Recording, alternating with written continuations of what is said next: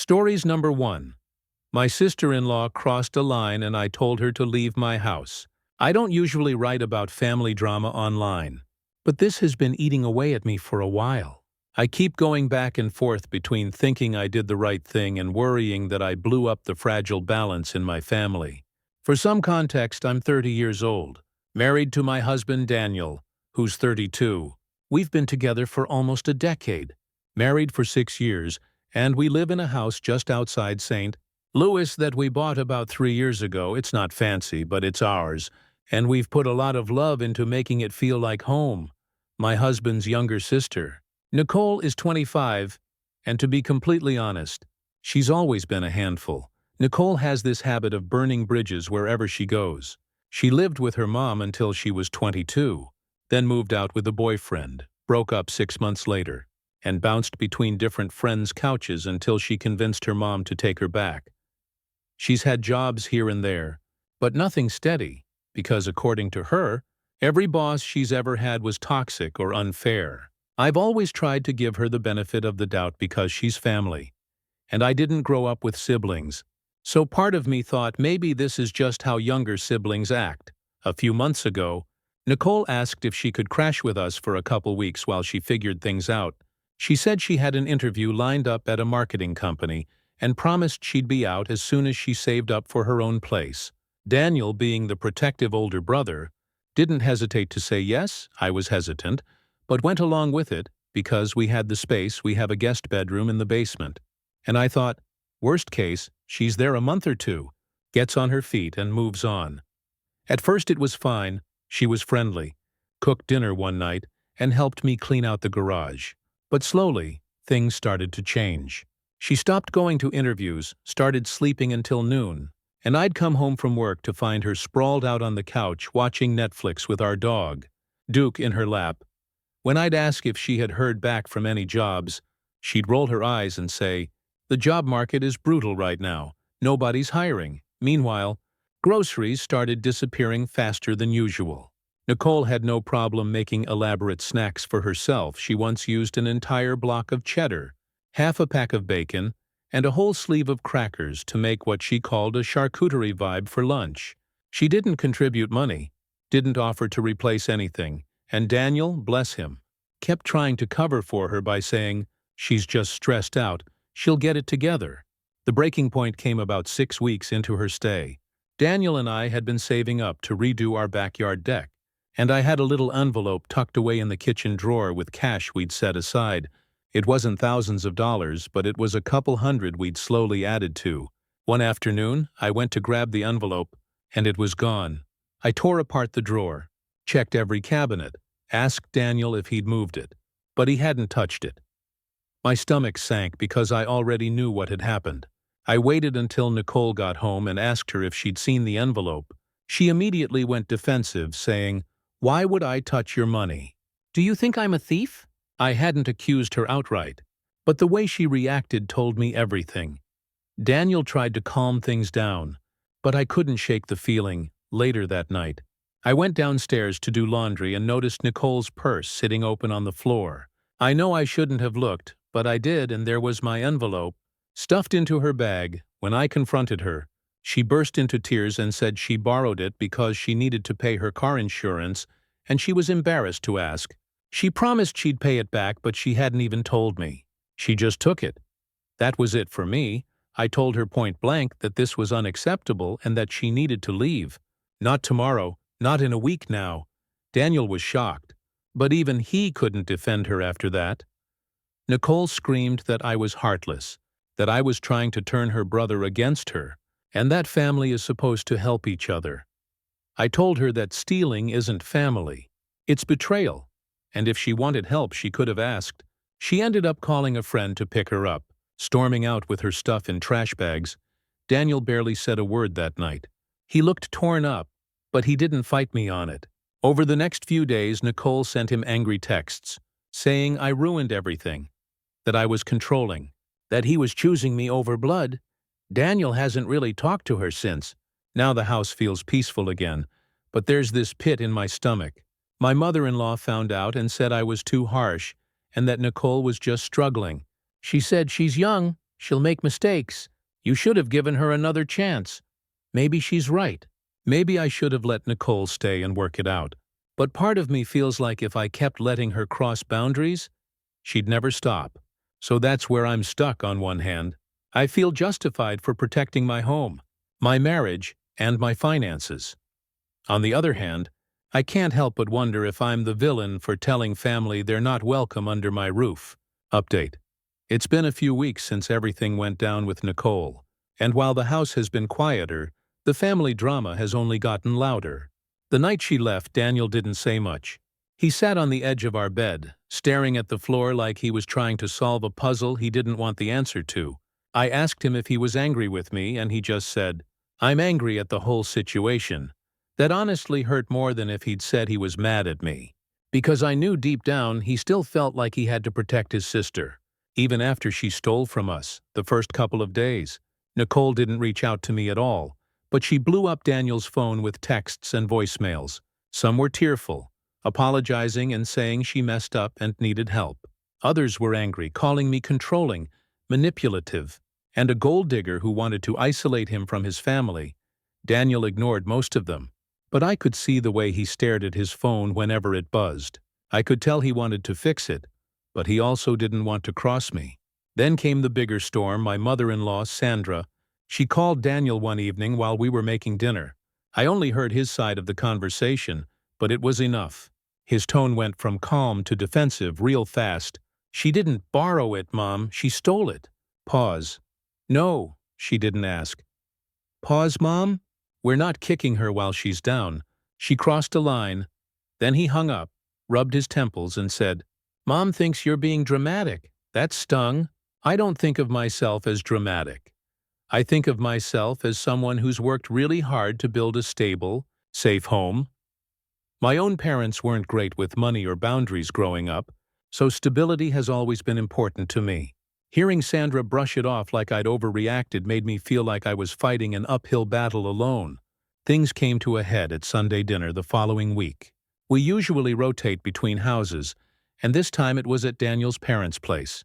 I debated not going, but Daniel asked me to, saying it would look worse if I skipped. The minute we walked in, I felt the tension. Nicole wasn't there, but her absence was louder than her presence ever was. Sandra gave me a quick, polite hug, but it was stiff, like she was hugging someone she didn't like but had to tolerate. Daniel's dad, George, was quieter than usual but made small talk about football. Then, halfway through dinner, Sandra couldn't hold it in anymore. She put down her fork, looked right at me, and said, "I think you owe Nicole another chance. Family doesn't kick family out." I could feel my pulse in my ears. I glanced at Daniel hoping he'd jump in, but he just froze. So I spoke. I told her calmly that Nicole stole money from us. Money Daniel and I had worked hard to save. That wasn't a mistake. That was a choice. And if we let her stay after that, what message would it send? That she could cross any line and we'd still bail her out? Sandra shook her head and said, "She's just young. She doesn't have it figured out yet." I said, "She's 25, not 15, at some point. Being young isn't an excuse anymore." That silenced the table. George cleared his throat and changed the subject, but the air never recovered. The rest of the night was painfully awkward, and I left with my stomach in knots. Since then, Sandra hasn't called me once.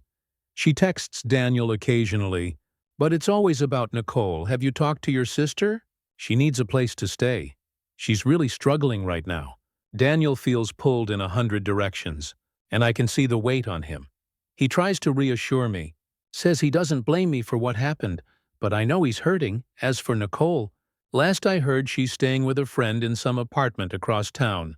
One of Daniel's cousins mentioned she's been venting on Facebook, posting vague statuses about fake people and snakes in the grass. I haven't checked myself because, honestly, I don't want the headache. In the meantime, Daniel and I are focusing on us. We finally redid the deck with the money I had hidden away in a different spot, and sitting out there at night with him and Duke feels like a small victory. But I'd be lying if I said the family drama isn't weighing on me. I hate feeling like the outsider in my own marriage, like no matter what Nicole does, I'll always be the one blamed for breaking family apart. The truth is, I don't regret asking Nicole to leave. I regret that it had to come to that, but I don't regret drawing a line. What I do worry about is whether my marriage can survive if Sandra and Nicole keep pushing this wedge deeper. Final update. It's been a couple of months since I last wrote, and I think it's safe to say the situation with Nicole has finally settled, not neatly tied up with a bow, but settled in the way messy family things usually do. After that tense Sunday dinner, things only got more strained. Sandra stopped inviting me to family events, instead texting Daniel separately. She'd say things like, "Of course OP can come if she wants," but the tone was obvious. Daniel and I argued a few times over it. Not because I wanted to go, but because I didn't like being treated like some optional accessory to my husband. He eventually agreed that if I wasn't welcome, then neither was he. But I could see how much it hurt him to distance himself from his mom. The real turning point came 2 weeks later. Nicole showed up at our house unannounced. It was late on a Wednesday, and Daniel and I were halfway through dinner when Duke started barking like crazy. Daniel opened the door, and there she was, puffy eyes, messy hair holding a duffel bag. She looked exhausted. She asked if she could just come in and talk. Against my better judgment, I said yes. She sat at our kitchen table and admitted she'd been couch surfing since I kicked her out, and that most of her friends were tired of her drama. She said she knew she messed up, but she was desperate and didn't know where else to go.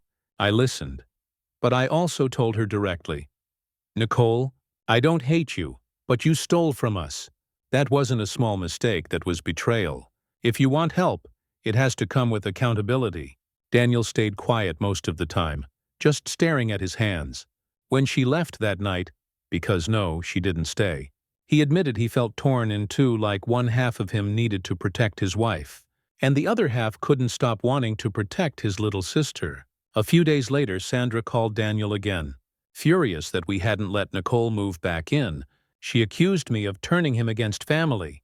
That was the first time Daniel finally snapped. I heard him say, "Mom, I love you, but you don't get to put this on OP. Nicole stole. That's on her, not on my wife." He hung up on her. And for the first time since this whole mess started, I felt like we were truly on the same team. Since then, Daniel has kept contact with Sandra Limited. He'll check in with her, but he's clear that he won't be guilt-tripped about Nicole. As for Nicole herself, the last I heard she checked into some kind of transitional housing program one of Daniel's cousins helped her find. I hope she sticks with it, because I really don't wish her ill. I just can't have her chaos in my home. As for me, I feel lighter. It's not that the family suddenly loves me.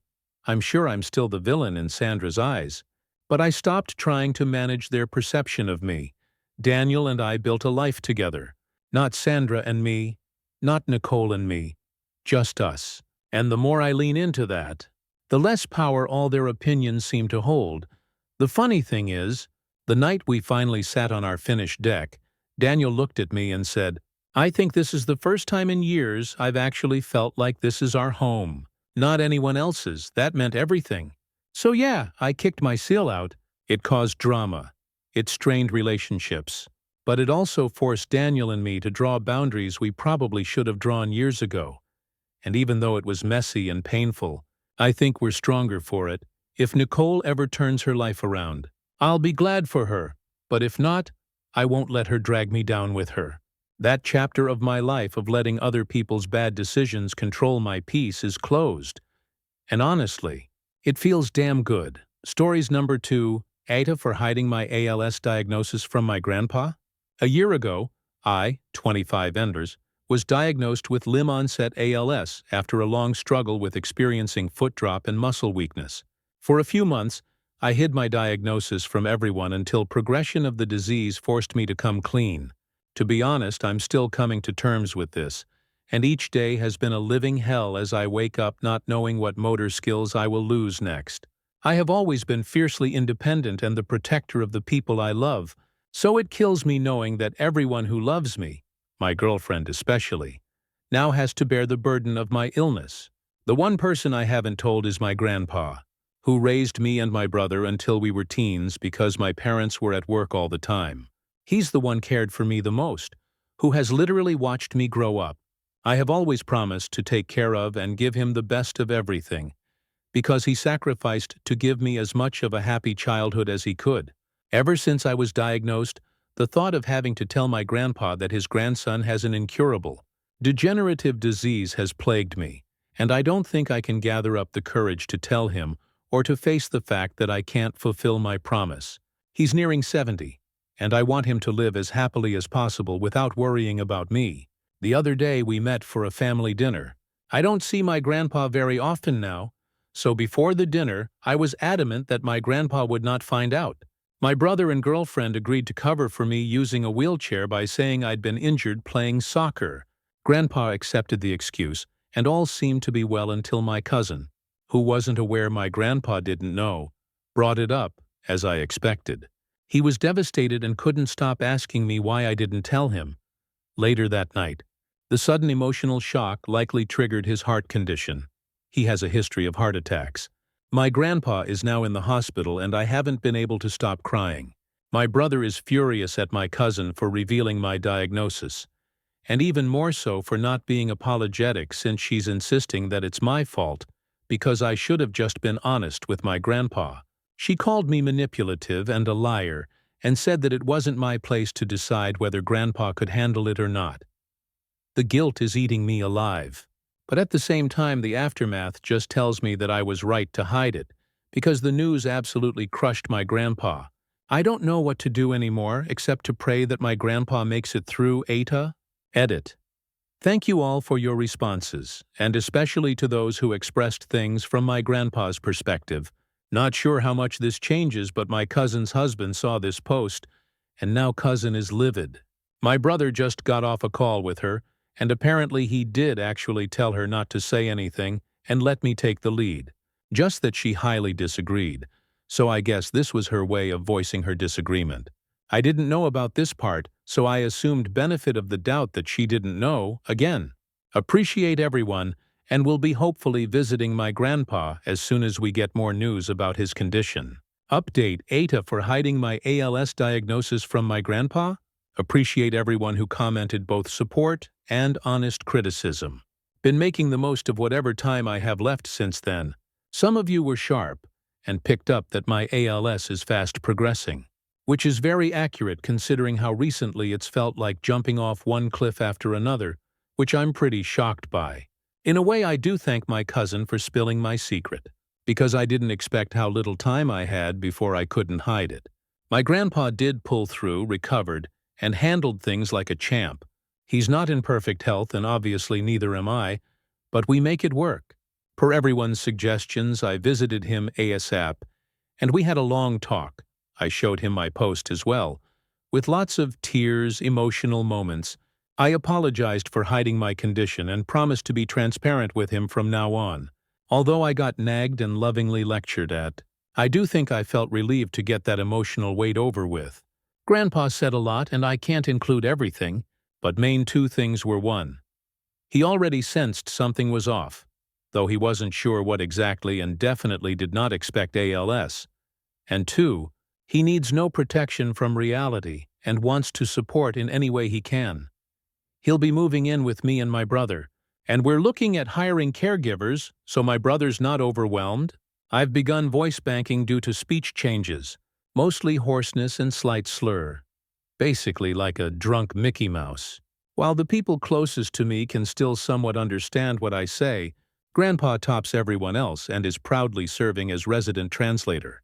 Honestly, pleasant surprise how well he gets my speech, but so grateful he's gifted me these precious moments amidst the frustration. I've since gone low contact with my cousin for a variety of reasons, namely constantly disrespecting my wishes. The major one being that she came into my house knowingly with a cold, even while we had already warned people not to visit if they were sick in any form. ALS screws with my immune system, and at this stage it's very easy for my respiratory system to become compromised even with minor illnesses. Minimal breathing issues so far, though. Have learned a lot about myself and life in general through this disease, and given the aggressive progression, am now mentally preparing to make some hard decisions. When I first learned about my diagnosis, I rejected tracheotomy invasive ventilation and feeding tube, but recently I've begun to reconsider. I think the worst feeling is just being terrified of both living and dying, trying to stay in a good place mentally and emotionally, and always grateful to have people I love and who love me by my side. I know this update isn't all sunshine, but I hope it gives some closure. Thanks, everyone.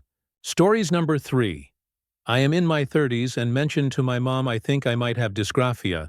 She already knew I'm in my mid-30s now, and a couple of weeks ago I was sitting at my mom's kitchen table, helping her sort through some papers. While we were doing that, I made a casual comment that I've been thinking I might have dysgraphia. For anyone who doesn't know, it's a learning disability that affects writing, spelling, handwriting, organizing thoughts on paper. I said it half-jokingly like, maybe that's why my handwriting still looks like a third grader's, and why filling out forms feels like my brain short-circuits. My mom didn't even blink. She just said, "Yeah, you do. We've known that since you were a kid." And I swear I just sat there staring at her, like someone pressed pause on the whole world because, "Excuse me?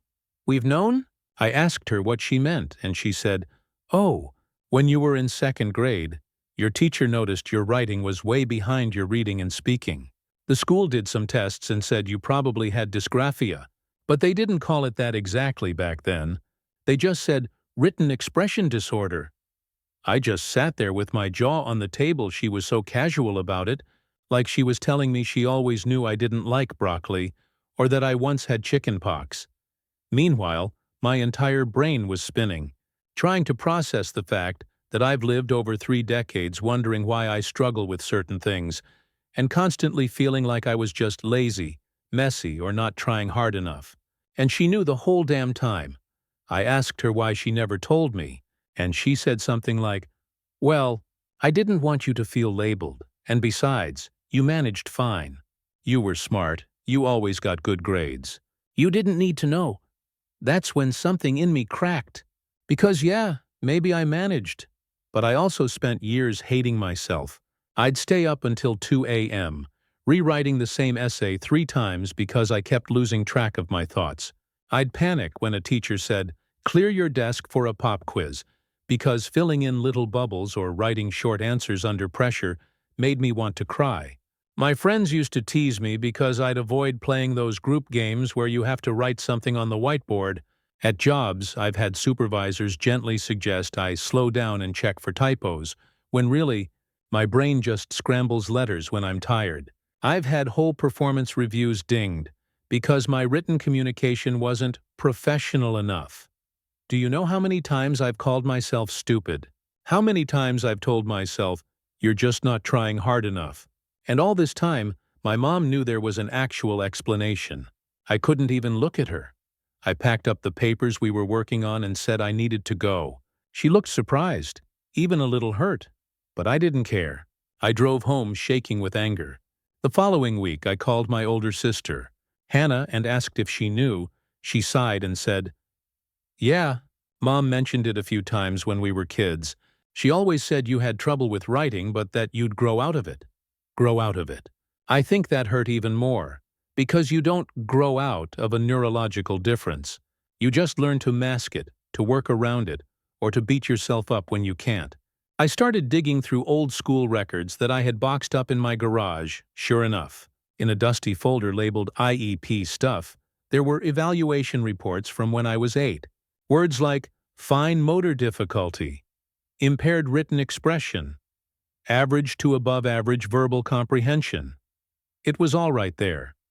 Evidence that I wasn't crazy, that my struggles weren't just laziness or sloppiness, and yet, no one ever told me. I confronted my mom again last weekend. I told her flat out, "You should have told me. I deserved to know about my own brain." She started crying. She said she thought she was protecting me, that she didn't want me to feel broken or different.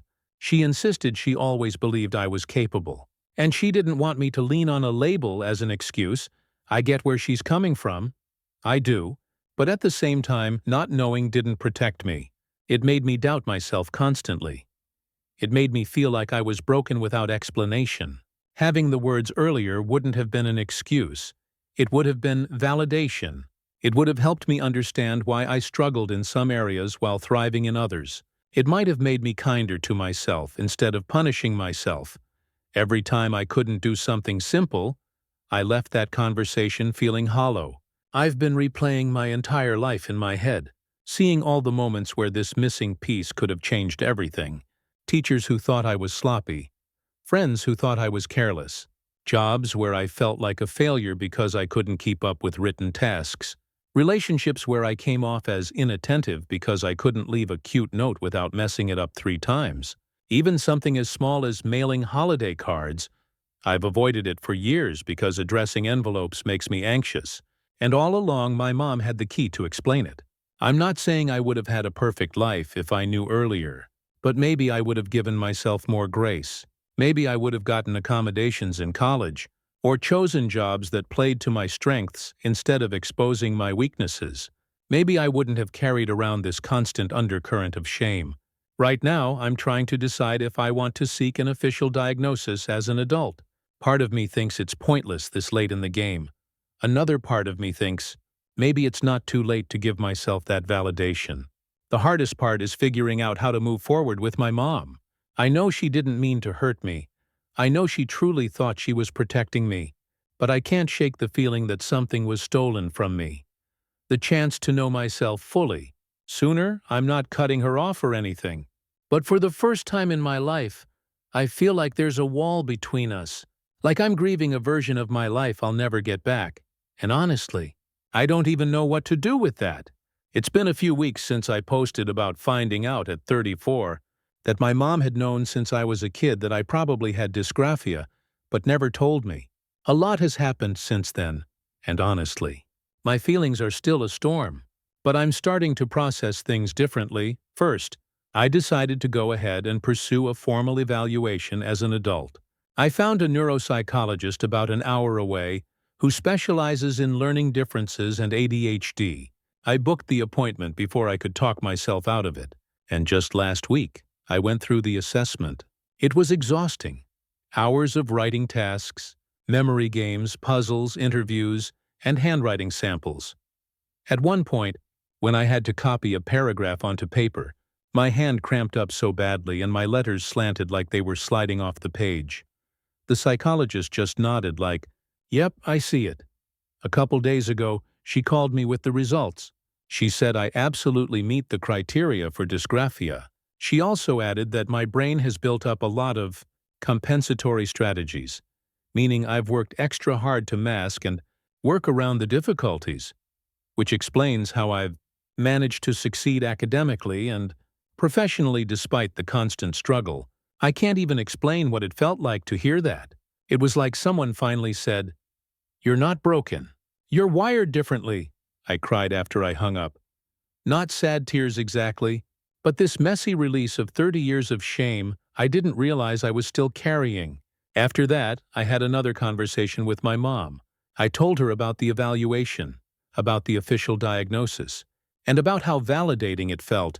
I also told her again how deeply it hurt to only find out now, decades later when she could have given me this knowledge earlier. She cried again and said she regretted not telling me, that she really thought she was doing what was best at the time. I could tell she meant it, but I also told her that her choice shaped my life in ways I can't just shrug off. I admitted that I don't fully trust her judgment anymore when it comes to what she thinks is best for me.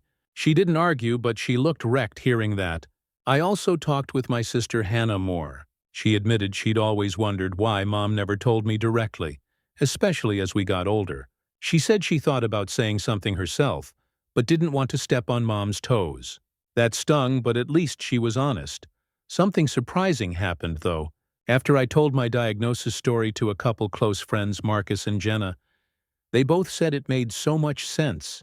They said they'd always noticed I typed everything instead of handwriting, that I avoided board games that required scorekeeping, that I would laugh off writing in birthday cards but never actually do it. And instead of making me feel embarrassed, it felt safe, like the people who matter already accepted me. And now there's an explanation that isn't lazy or messy. One big shift is that I'm starting to treat myself differently. I bought some adaptive pens that make handwriting less painful. I downloaded software that can turn speech into text, which makes work emails way less overwhelming. I even started keeping a journal on my laptop instead of forcing myself to handwrite, and it feels like I finally gave myself permission to exist in a way that fits my brain instead of fighting it every step. I won't lie. I'm still angry at my mom. Some nights I lie awake and think about all the times I cried over essays in high school, or all the times I was told I wasn't trying hard enough. And I wonder how things could have been different if I had known. I don't think that grief is going to vanish overnight. But I'm also starting to accept that I can't rewrite the past. What I can do is give myself grace moving forward. As for my mom, I told her that I need space right now. I'm not cutting her out of my life, but I'm not calling every day like I used to. She seems to understand, though it hurts her. Part of me hopes this distance will help her reflect, and maybe, in time, we'll rebuild something new, a relationship based on honesty instead of her deciding what I should know. For now, I'm just trying to breathe through the grief, the anger and the relief, all tangled up together. But one thing is certain. I feel less alone in my own head than I ever have, and that's worth everything. It's been a few months since my last post, and I figured this would be my final update. A lot has shifted in my life since then, both inside my own head and in my relationships, and I finally feel like I've reached some kind of peace with the whole situation. After I got my official diagnosis, I gave myself permission to actually live with it instead of against it. I started seeing an occupational therapist who specializes in adults with learning differences, and let me tell you, that was life-changing. She taught me practical ways to make writing less painful and stressful, but more importantly, she gave me words for something I never knew how to describe. She told me, "You are not failing at handwriting. Handwriting is failing you." That hit me harder than I expected. I also had this moment at work where, instead of hiding it, I explained to my boss that I had dysgraphia and would be using voice-to-text more often. I braced myself for judgment, but she was completely supportive. She even ordered software upgrades for me and said, "You don't need to prove yourself by suffering." For the first time, I realized how much energy I've wasted over the years trying to keep up an image of normal. As for my mom, that's been the hardest part. At first, I kept my distance, like I said. I needed to figure out who I was without her version of me constantly weighing on my shoulders. For a while, I ignored her calls, answered texts with one-word replies, and stuck to safe topics when we did talk. It felt cold, but I needed it. Eventually, though, she asked if she could come visit. She said she wanted to hear everything, not defend herself. Not argue, just listen. I was skeptical, but I agreed. When she came over, I laid it all out.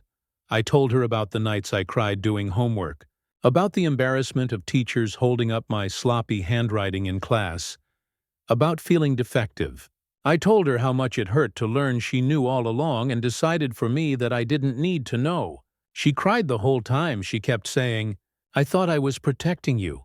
I didn't want you to feel broken." And for the first time, instead of just being angry, I saw the scared young mom she must have been, making a call she thought was right. That didn't erase the hurt, but it softened me enough to finally forgive her. We're not magically perfect now, but we're rebuilding. She's made an effort to learn more about dysgraphia on her own, and she's even apologized to me in front of my sister, which I know was hard for her. That meant a lot. Another big shift? I stopped blaming myself. I can't explain how freeing it is to walk past a stationery aisle and not feel guilty about avoiding notebooks. I even told a couple more friends, and instead of pity, I got understanding. It feels like people are finally seeing me for who I really am, not who I've been pretending to be. The best part? I've started writing again, but in my own way. I've been typing out short stories, something I gave up years ago because I thought I wasn't a real writer if I couldn't do it by hand. Now I know that was nonsense. My words matter, no matter how they get onto the page. So where does that leave me and my mom? We're okay, not perfect, not the same as before, but okay. I still wish she had told me when I was younger, and that's a grief I'll probably carry forever.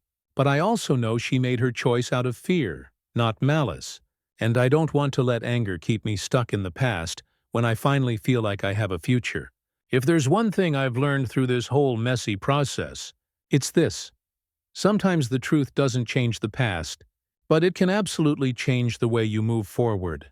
And right now, for the first time in a long time, I feel like I'm moving forward on my own terms.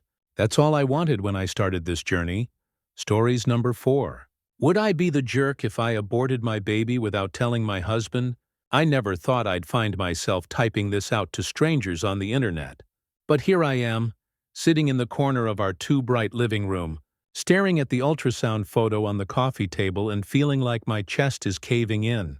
I'm in my late 20s, married for 3 years to a man I love in some ways, but resent in others.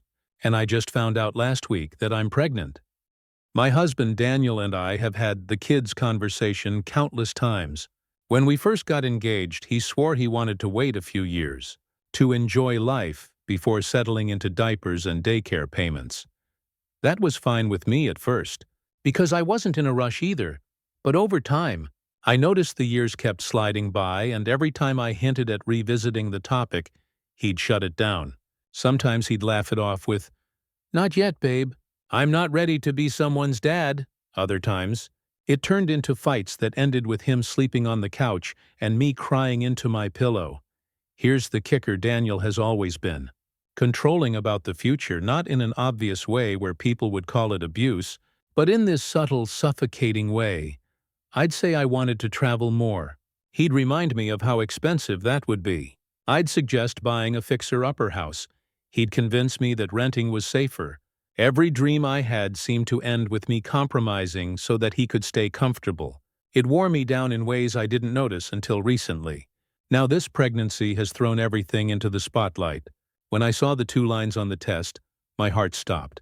I sat on the bathroom floor for nearly an hour, clutching it like it might disappear if I blinked. A part of me felt this tiny flicker of excitement, like maybe this was the universe's way of saying it was time, whether Daniel was ready or not. But the other part of me, the louder part, felt trapped. Daniel didn't react the way I expected when I told him. I tried to make it sweet, even though I was shaking. I left the test on the counter with a sticky note that said, "Hi, Dad." He came home from work, walked into the kitchen, saw it and went pale. Not happy tears pale. Not shocked but grinning pale, just blank. He turned to me and said, "Please tell me this is a joke." That's when I knew I was in this alone. We argued. He said this wasn't what he wanted. Not now. Maybe not ever. He said it would ruin everything we'd worked for. That we weren't financially stable. That he wasn't cut out for fatherhood. I pointed out that we're both employed. We're not struggling. And that no one ever feels truly ready. He said I trapped him. That word crushed me. I've never once in my life tried to manipulate him into parenthood. I swallowed birth control religiously until this one time where my prescription got messed up, and I had to rely on condoms for a few weeks. And well, here we are, since that night. He's barely spoken to me. He'll go to work, come home, eat dinner in silence, and disappear into his office. I tried bringing it up again, and he shut me down with, "I can't do this. You have to take care of it." He meant abortion. Here's where I feel twisted inside. I don't know if I even want this baby. I feel like a terrible person admitting that. I keep thinking about the life I imagined having. The freedom, the travel, the spontaneity. And I wonder if I'm really ready to give it up. But when I picture actually going through with the abortion, I feel this wave of grief so heavy it makes me nauseous. I thought marriage was supposed to mean making these decisions together. But right now, I feel like it's just me, standing on a cliff. And Daniel's already walked back down the mountain. I went to lunch with my best friend, Melissa, and spilled everything. She listened, asked me if I had any gut instinct about what I wanted, and when I admitted I didn't know, she told me something that's been rattling around my head since. If you do this for him and not for yourself, you'll resent him forever. And if you keep it just to prove a point, you'll resent yourself. That's the heart of it, isn't it?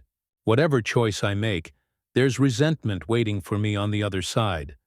But then this darker thought crept in. What if I didn't tell him? What if I just made the appointment, had the abortion, and never said a word?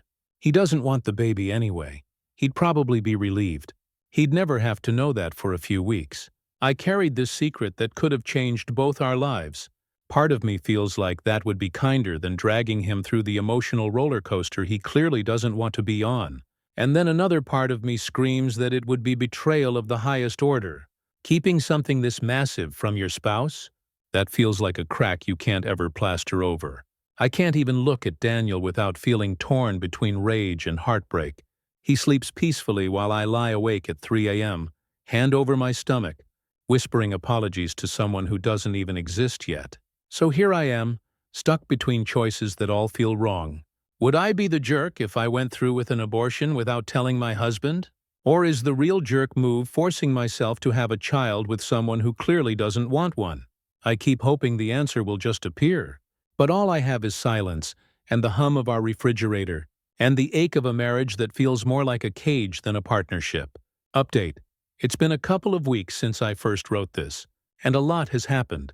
Some of it I'm still processing, but I think putting it down here might help me untangle the mess in my head. First, I did not go through with the abortion yet. I scheduled an appointment after Daniel basically demanded I just get it taken care of. But the morning of, I froze. I sat in my car in the parking lot of the clinic for over an hour, sobbing into my steering wheel like some cliché scene in a movie. I kept looking at the building, thinking about walking in, and then picturing myself years from now wondering if I made the wrong choice. In the end, I drove away. I haven't told Daniel that part, as far as he knows. I haven't been able to get an appointment yet. I feel guilty for lying, but also angry that I was put in the position where I felt I had to. Melissa has been my lifeline. She came over the day after I bailed on the appointment, brought me soup, and told me that no matter what happens, I have to stop making choices out of fear of Daniel's reaction. That hit me hard. I realized she was right. I've spent so much of our marriage trying not to rock the boat, trying to keep him comfortable, that I lost track of what I actually want. Meanwhile, Daniel has doubled down on his stance. He doesn't ask me how I'm feeling, doesn't check in, doesn't even pretend to care about the emotional or physical toll this is taking on me. It's like he's waiting me out, convinced that eventually I'll cave and do what he wants.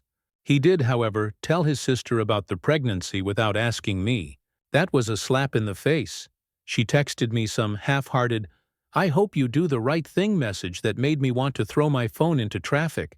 I've started to notice something I hadn't let myself see before. Daniel isn't just not ready. He's actively hostile to the idea of being a father. He keeps making comments like, "Kids ruin your life," or "I don't want to be like my dad." And while I get that his childhood wasn't great, his dad walked out when he was 10, it doesn't excuse the way he's treating me now. A few nights ago, we had the ugliest fight we've ever had. I told him I wasn't sure I could go through with the abortion, and he completely lost it. He accused me of trying to trap him, of ruining our marriage, of being selfish.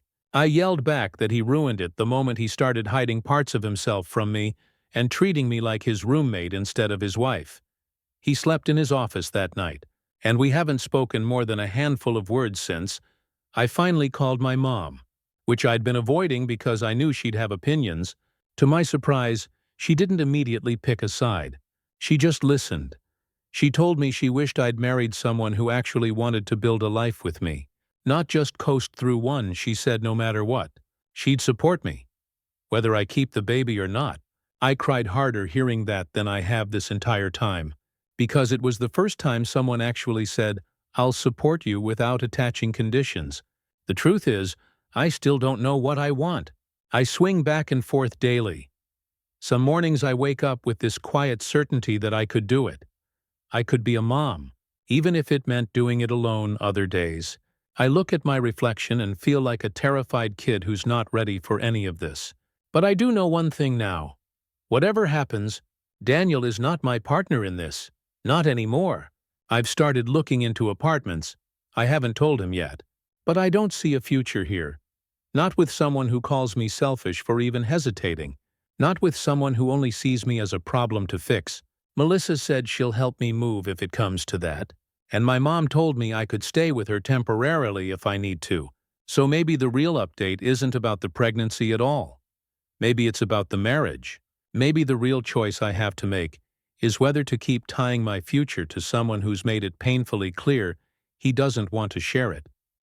I don't know what I'll decide yet, but for the first time, I'm starting to realize the decision has to be mine, not his, and that feels like a small kind of power, even if it's terrifying. Final update. I wasn't planning to post again, but so many people asked me to let them know what I decided.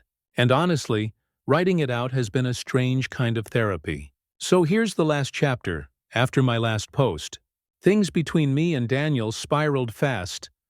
The silent treatment turned into cold politeness, then back into yelling matches. He started staying later at work, and when he was home, he kept his office door shut. I felt like I was living with a stranger, except not really, because strangers are usually more considerate. One night, after another argument where he told me flat out that if I kept the baby he'd resent me forever, I packed a bag and went to stay with Melissa. I thought it would be temporary, just space to clear my head, but the minute I left, I realized I didn't want to go back. The weight that lifted off my chest when I closed that door behind me was something I hadn't felt in years. While staying with Melissa, I finally went to my first real prenatal appointment. She came with me and held my hand while they did the ultrasound. And when I heard that tiny heartbeat, something in me cracked wide open. I cried so hard I scared the nurse, but it wasn't sadness. It was relief. Clarity, maybe both. I knew then that no matter what, I couldn't go through with the abortion. I couldn't. I called Daniel after the appointment, told him straight, "I'm keeping the baby. If you can't handle that, then that's the end of our marriage." His response? He sighed, said, "Good luck with that," and hung up. That was it. No fight, no begging, no real conversation. Just that. It was like he'd been waiting for me to give him an exit, so I took him at his word. I met with a lawyer last week and officially started divorce proceedings. Melissa's cousin is a paralegal, so she helped me find someone good. I also went back to my mom's house. It's cramped and not ideal long-term, but she cried when I walked in with my suitcase and told me I made the right choice. She even set up my old room with fresh sheets and said, "You're not alone, kiddo. Not ever." I think I needed to hear that more than I realized. As for Daniel, he hasn't contacted me beyond a few logistical texts about separating finances. He hasn't asked about the pregnancy once. At first that gutted me, but now, I think it's a gift. I don't want someone in my child's life who sees them as a burden before they even exist. This isn't the future I pictured when I got married. I thought we'd buy a house, have kids together, grow old side by side. Instead, I'm starting over. Pregnant, scared and divorced before 30, but I also feel lighter. For the first time in years. I feel like my life is actually mine to steer. I've started a little journal where I write letters to the baby. I tell them about my day, about how Melissa makes me laugh so hard I snort, about how my mom insists on feeding me like I'm eating for 3, not 2. I tell them that even though things are messy right now, they are wanted, so wanted. Will it be hard? Yes, I'm under no illusions that single motherhood is easy, but I know I'll have support. Melissa, my mom, even some co-workers who have already offered hand-me-downs and babysitting help. And most importantly, I have myself. I didn't think I was strong enough to make this choice. But I did, so that's the final update. I'm keeping the baby. I'm divorcing Daniel, and I'm choosing myself, finally. It's not the storybook ending I imagined, but it's real. And it's mine. Stories number 5. My classmates got upset because I wouldn't share my diagnosis.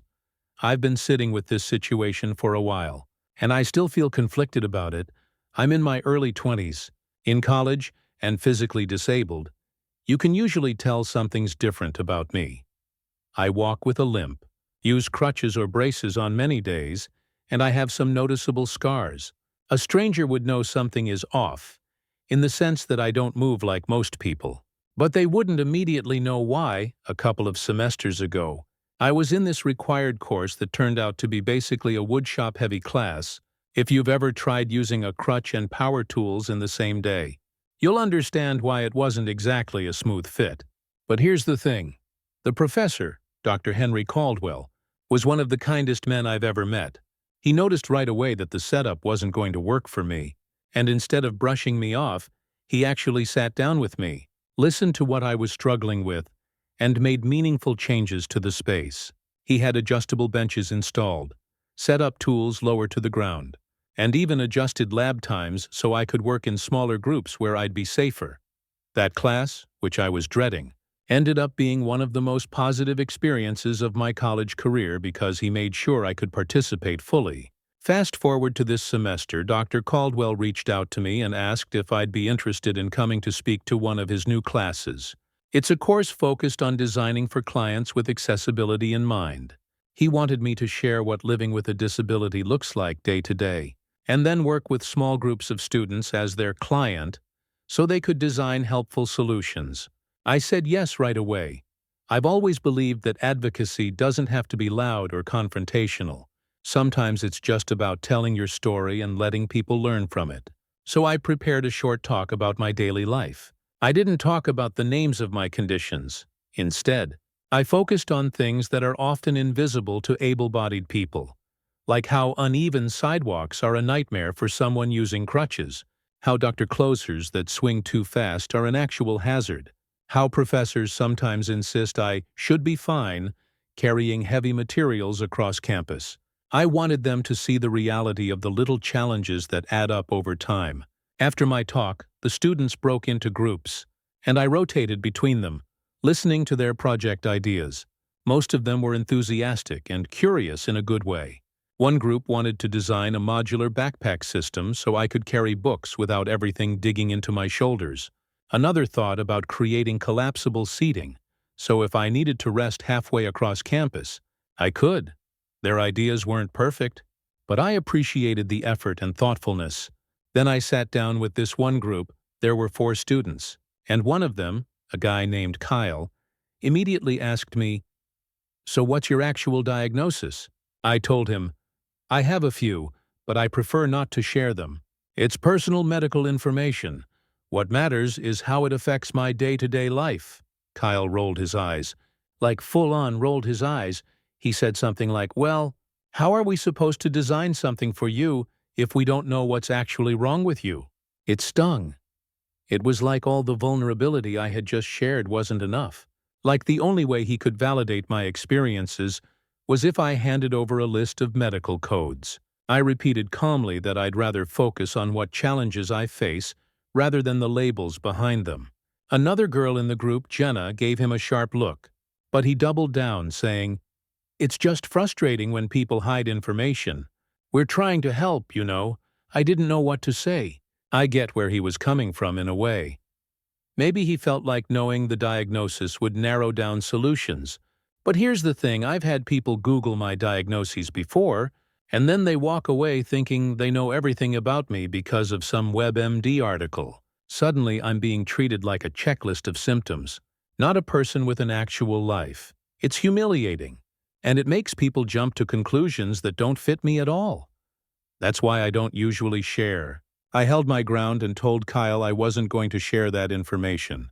And if he couldn't work with me based on my actual experiences, maybe he needed to rethink what designing for accessibility really means. He looked annoyed but didn't push further. The rest of the group awkwardly steered the conversation back to their project ideas. Afterward, though, I kept replaying it in my head. Was I wrong? These students were there to learn, and part of me wonders if I made their job harder by not disclosing specifics. At the same time, it felt like a boundary I needed to protect. It's not like I withheld how my disability affects my life. I gave them plenty of concrete challenges to consider. I just didn't want to give them a label that would send them down a rabbit hole of assumptions.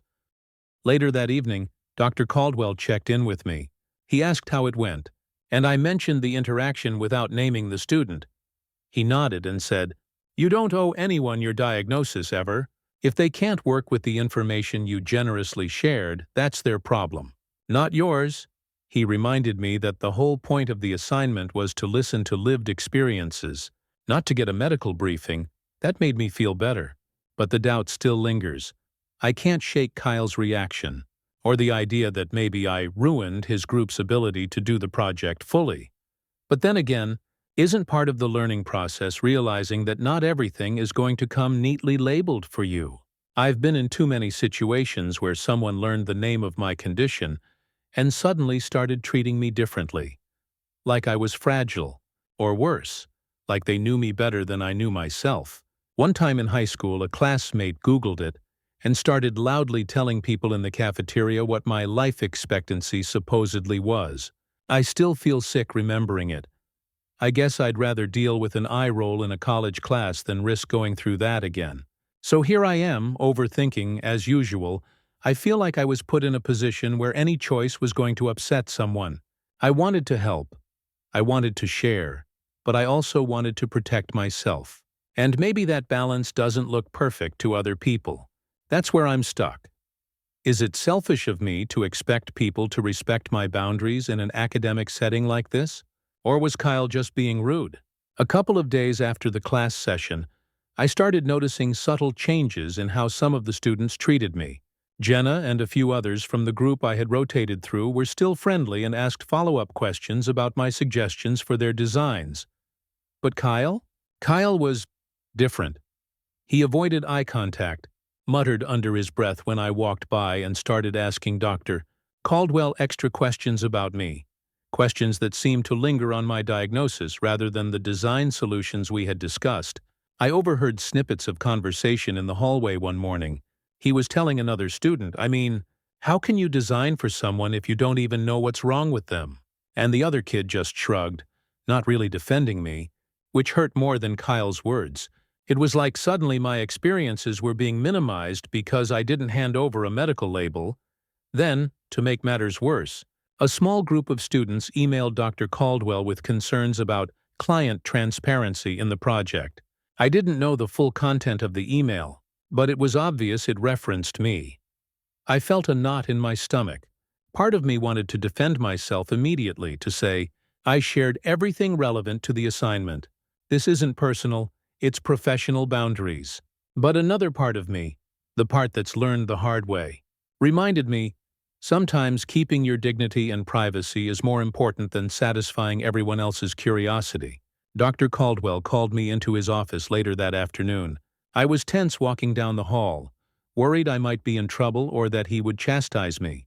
When I arrived, he had that same calm, understanding demeanor he always has. He told me that he had read the email thread and wanted to hear my side. I explained exactly what happened. How I shared detailed daily challenges, how I deliberately chose not to disclose the names of my diagnoses, and how I wanted the students to focus on problem-solving rather than labels. He nodded slowly, leaning back in his chair. You did exactly what I hoped you would do, he said. Kyle and a few others may not understand your perspective right now, but this is a valuable lesson for all of them. Real accessibility isn't about ticking off a list of medical conditions. It's about listening, observing, and designing for the lived experience. You gave them exactly that. I felt a wave of relief. But I also admitted that I was worried about the group's project and how the grading might be affected. Dr. Caldwell smiled and reassured me.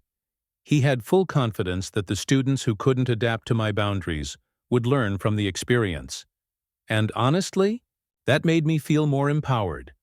It reminded me that my voice and my experiences were valid, even if some people didn't like the rules I had for sharing them. After that conversation, I went back to class feeling cautiously optimistic. I still had to deal with Kyle's attitude, though during one of the next group meetings, he tried to challenge my input again, saying, I really think we can't design for you properly unless we know the specifics of your diagnoses. I took a deep breath and said calmly, Kyle, I appreciate your dedication to the project, but this is not about me giving you a medical report. You are designing solutions based on what I've already told you. If you can't work with the information I've shared, maybe you should focus on what's within your control rather than what you can't change. A couple of students shifted uncomfortably in their seats, but surprisingly, Kyle didn't push further this time. He muttered something under his breath, which I chose to ignore. That small victory reminded me that asserting boundaries is sometimes awkward, but necessary. By the end of the week, I noticed a subtle shift. The group started actually using the experiences I shared rather than obsessing over the diagnoses. Their designs improved, became more creative, and honestly, more empathetic. They started asking practical questions. Would this lever be too heavy for someone using crutches? Or, how can we design this seating so it's safe for someone with limited mobility? They were finally listening to me as a person, not just a label. That weekend, I reflected a lot on what had happened. It wasn't just about Kyle or a group of students struggling with boundaries. It was a reminder that, in a world obsessed with medical labels and assumptions, protecting your story and your privacy can feel isolating but is ultimately empowering. I realized that yes, some people might be frustrated, but the people who really mattered, my professor, the students who truly wanted to learn, and even myself, had gained something valuable. Even though it's been stressful, I also feel proud. I stood up for my boundaries in a professional setting. I shared what mattered. And I didn't let the fear of judgment or misunderstanding make me compromise my personal privacy. And honestly, that's a victory. By the time the projects were due, I could feel the tension had shifted in the classroom. Kyle was still there, still quietly skeptical. But he wasn't interrupting or challenging my input anymore. Jenna and a few other students, like Marcus and Taylor, were actually applying the solutions I had discussed, incorporating accessibility features, adjusting for mobility constraints, and thinking critically about real-world usability. On the day of the presentations, each group had to demonstrate their designs and explain the thought process behind them. I sat in the back, watching as students walked through ramps, handles, lever placements, and adjustable features that were all based directly on my experiences. I was struck by how differently the students were seeing the world, and honestly, proud that I had been able to influence that without ever handing over a single diagnosis. When it was Kyle's group's turn, my heart sank a little. I expected him to focus on the labels he had been so fixated on, but as they presented, I realized he had actually listened. Their design wasn't perfect, but it clearly incorporated accessibility considerations that were informed by my feedback rather than my medical history. Kyle even mentioned in passing, "We tried to consider all the challenges you mentioned, and I think it works better this way." His tone wasn't grudging. It was almost respectful. After the presentations, Dr. Caldwell called me aside. He told me that he had written notes for the students about the value of listening to lived experience over obsessing about labels. He said my session had sparked more meaningful discussion about accessibility than any previous year. I felt a swell of relief and pride. Not only had I maintained my boundaries, but I had also created a learning moment that would stay with these students far beyond the semester. Kyle didn't approach me directly, but later that week, I noticed him pausing by my workstation. He gave a quiet nod and muttered, "Thanks for your feedback earlier. I get it now." I was too stunned to respond, but I smiled. It was small, but it felt like validation, that even the most resistant person in the room could learn from the experience without me compromising my privacy. Over the next few weeks, other students came by with follow-up questions, asking for advice on adjustments or clarifications. I realized that the focus had shifted from curiosity about my diagnoses to curiosity about problem-solving, empathy, and design thinking, and that, in the end, was the point all along. Reflecting on the experience, I recognized something important. I had set boundaries, navigated skepticism, and helped students grow without giving up my personal medical privacy. I felt empowered, validated, and most importantly, respected. I also learned that people often mistake labels for understanding. But true understanding comes from listening, observing, and being willing to adapt. That was my win. I left the classroom that semester knowing that, even if some students never fully grasped everything about my disabilities, the ones who mattered, the ones willing to listen, had gained something far more valuable. And for me, I felt proud. Boundaries had been maintained. Lessons had been learned, and I had done it all without sacrificing who I am or how I choose to share my story. Stories number 6. My boyfriend wants me to use my late husband's survivor benefits for our household bills. I'm 38, and I've been raising my son Ethan on my own since his father, Mark, passed away when Ethan was 5. Mark was an incredible dad, Even though our time together as a family was painfully short, when he died, Ethan qualified for survivor benefits through Social Security.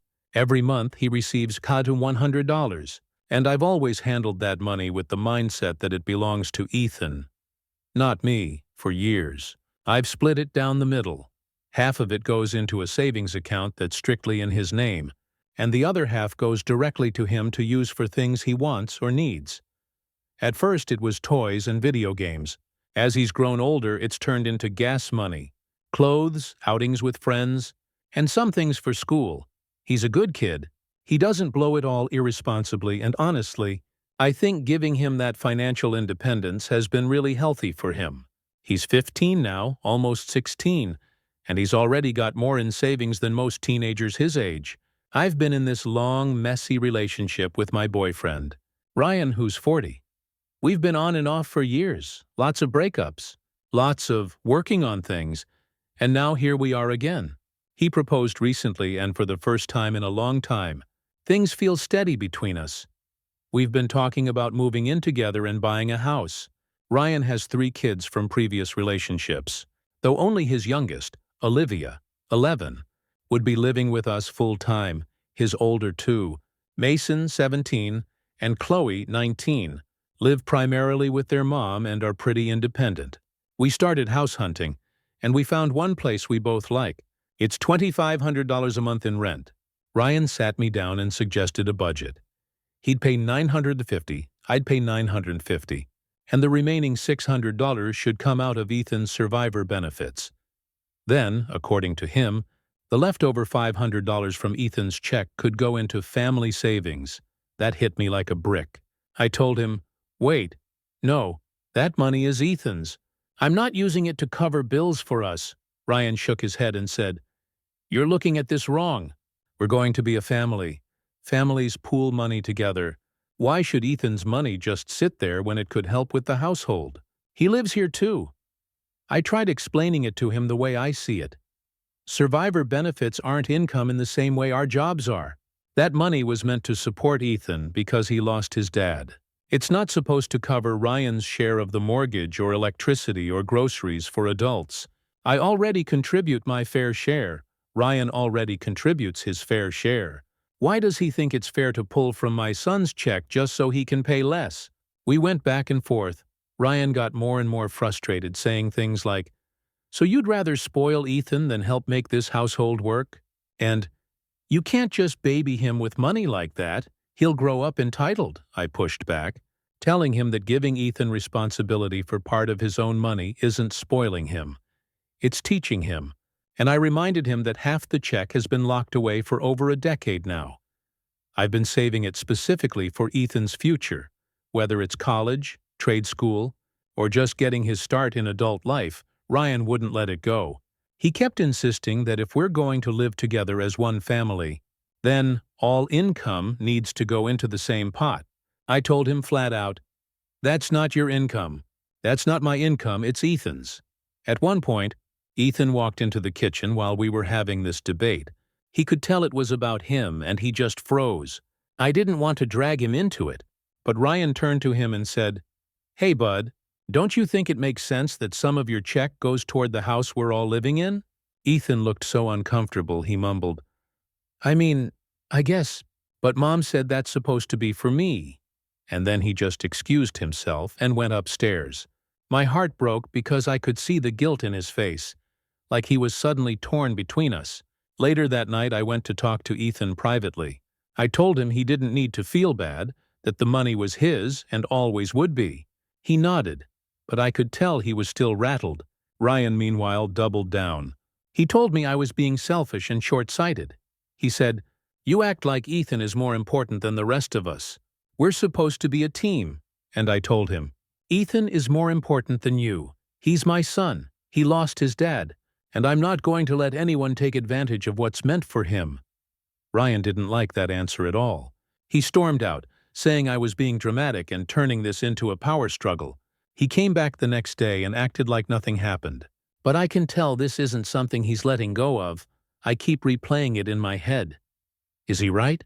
Am I being selfish for not wanting to blend Ethan's survivor benefits into household money?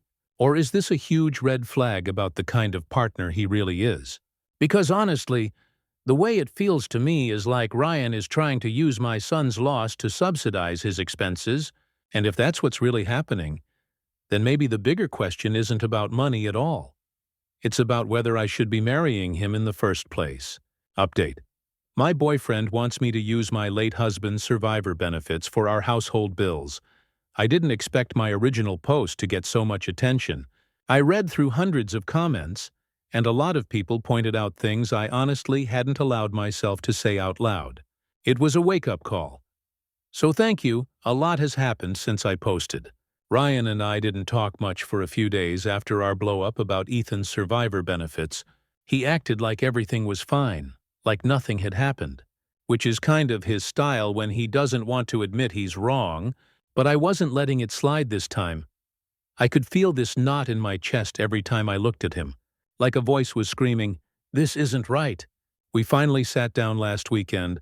Ethan was at a friend's house, so I told Ryan we needed to have a serious conversation without kids around. I started by telling him, "Look, I need to be crystal clear about this. Ethan's survivor benefits are off limits. That money belongs to him. It's not household income and it never will be. If that's a deal breaker for you, then we need to rethink this engagement right now." Ryan didn't take that well. His whole demeanor shifted. He leaned back, crossed his arms, and said, "So what? You're saying Ethan's money is more important than our future?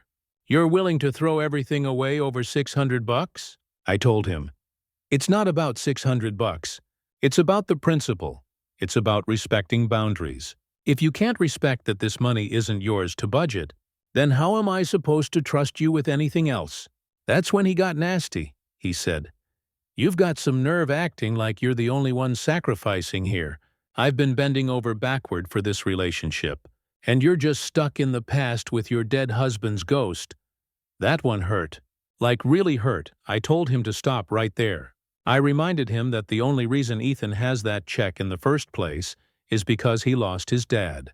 It's not some extra income I've been hiding away.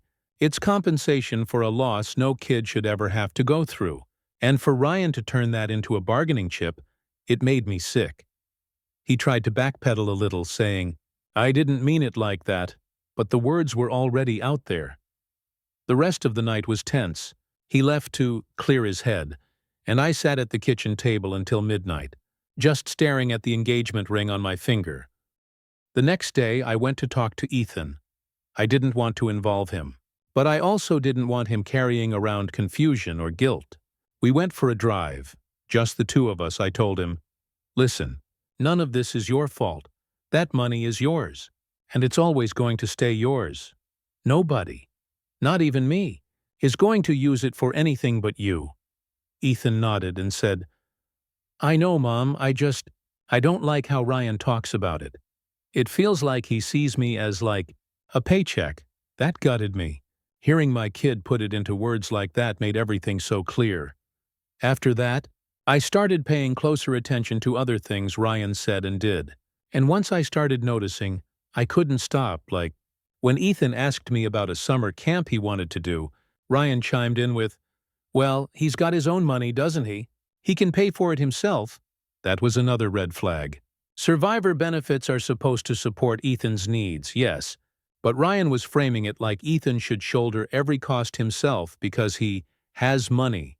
That's not how parenting works. Another time, Ryan made a comment about how Olivia never gets that kind of money from her dad. He said it in this bitter tone, like Ethan was somehow privileged for having survivor benefits. That really bothered me. Because the reason Ethan has that money is because he doesn't have his father.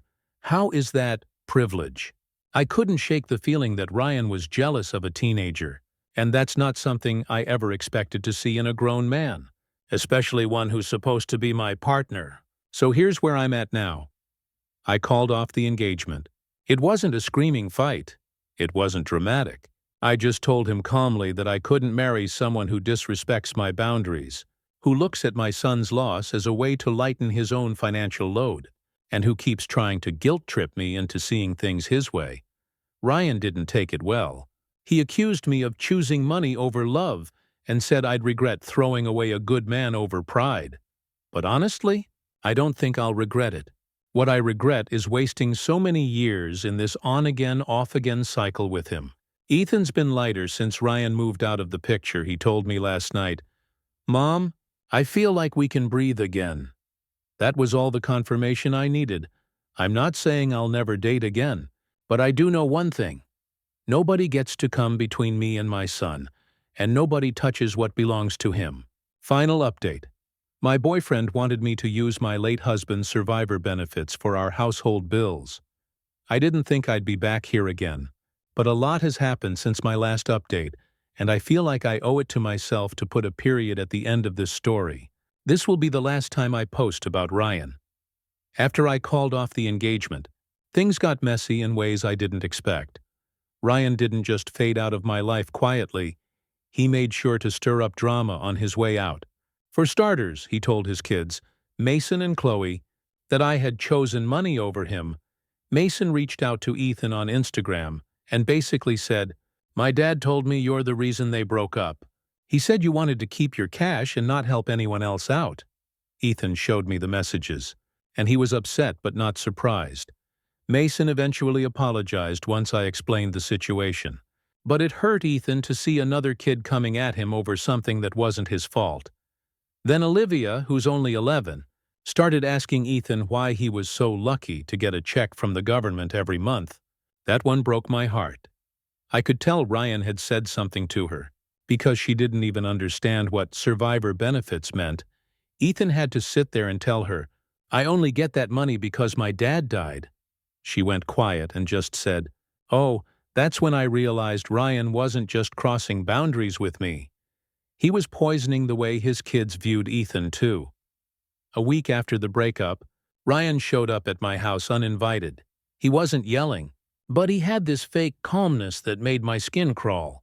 He said, "Look, I've had some time to think. We can work this out. All I'm asking is that we treat everything as shared. It's not like I'm taking the whole check. Just a portion," I told him point blank. "Ryan, it's over. I'm not negotiating over my son's benefits. You need to move on." He kept insisting that real families don't keep money separate, and tried to guilt-trip me with, "Do you want Ethan to grow up selfish?" That was the last straw. I told him to leave, and when he hesitated, I said I'd call the police. He left, but not before saying, "You'll regret this when you realize no one else will put up with you." For a day or two, I was shaken, but then something shifted in me. Instead of feeling sad or doubting myself, I felt free because for the first time in years, I wasn't twisting myself into knots trying to make things work with Ryan. I wasn't trying to balance his wants, his moods, his opinions with what I knew was right for me and Ethan. It was just me and my son again, and the weight that lifted off my chest was indescribable. Ethan noticed it too. He said, "Mom, you laugh more now." And he was right. I didn't even realize how much I had been holding back. Walking on eggshells in my own home over the past month, Ethan and I have been focusing on just living. We went to a baseball game, we've been cooking together more. He even asked me to teach him how to make some of his dad's old recipes, something we hadn't done in years because it always felt too painful. But it didn't feel painful this time. It felt like reconnecting. I also sat down with a financial advisor to make sure I'm handling Ethan's survivor benefits and savings the best way possible. The advisor confirmed what I already knew, that money is Ethan's, and I've been managing it responsibly. Hearing a professional say that gave me so much peace of mind. Ryan tried reaching out again through text a couple weeks later, saying he missed me and wanted another chance to prove we can be a family. I didn't reply. I blocked his number. Looking back, the red flags were always there. The controlling attitude, the jealousy over things that didn't even make sense, the way he wanted to blur lines whenever it benefited him, but keep them sharp when it didn't. I just didn't want to see it because I kept hoping he'd change. But now I finally believe him when he showed me who he was, and I believe myself when I say I deserve better. The engagement is over, the relationship is over, and the cycle is over too. There won't be another on again. Ethan and I are okay. Better than okay, actually. We're healing, we're moving forward, and for the first time in a long time I feel like our future is ours again. So, thank you to everyone who told me to trust my gut, to protect my son, and to see this situation for what it was.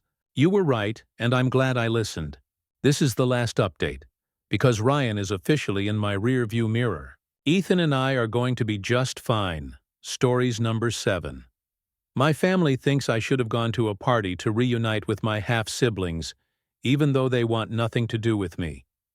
I'm 19 now, but when I was 6, my whole world changed. My mom, Rebecca, died unexpectedly. She'd been my anchor, and when she was gone, my dad, David, became everything to me. He tried to fill both roles. But there was always a piece missing. Before she married my dad, my mom had 2 kids from her first marriage. My half-siblings, Anna and Luke. They were 13 and 15 when Mom died. The day of her funeral was the last time I saw either of them. They chose to move out of state to live with their father's side of the family after the funeral. Dad would have taken them in without question. He loved them as if they were his own kids, but they'd never accepted him. They resented the fact Mom had moved on from their dad, and as a child, I didn't fully understand that tension.